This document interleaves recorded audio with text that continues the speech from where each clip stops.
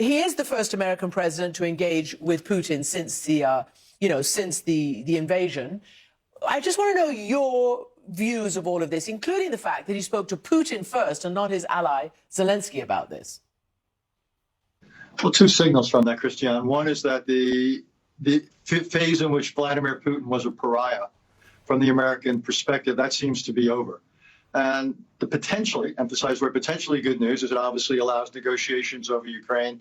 It allows the nuclear arms control negotiations to resume because the current agreements expire in less than a year, and so forth. So there's no shortage of things to talk about. The sequencing and the way it was packaged, as though the two big leaders spoke, and next we'll get to Vladimir Zelensky, is unfortunate because it does raise the specter of a deal being crafted over his head, reinforced a little bit by the comments of the new Secretary of Defense, who is essentially saying what already are the American parameters, and to some extent, though we can talk about it, to some, but not totally at variance with Ukraine's preferences.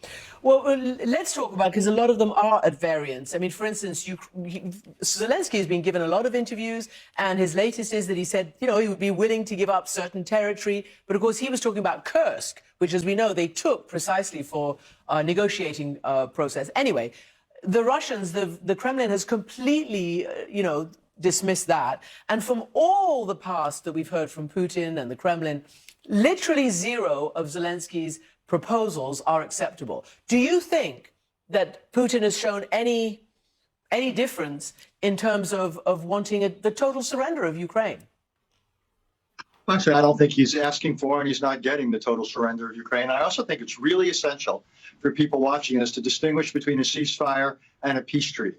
And as I understand it, we're more likely talking about a ceasefire. So even if Ukraine signs on to a deal that essentially reflects the current battlefield, it doesn't mean they give up their long-term claims any more, by the way, than Vladimir Putin would be asked to give up his fever dream of totally reintegrating Ukraine into a greater Russia. I think we're talking about a ceasefire in place. I think the Secretary of Defense is more right than not in saying that it is fanciful to think that Ukraine can regain that territory through military means. A ceasefire would end the suffering, would allow Ukraine to be rebuilt. What's really essential, I'd say, though, are two things.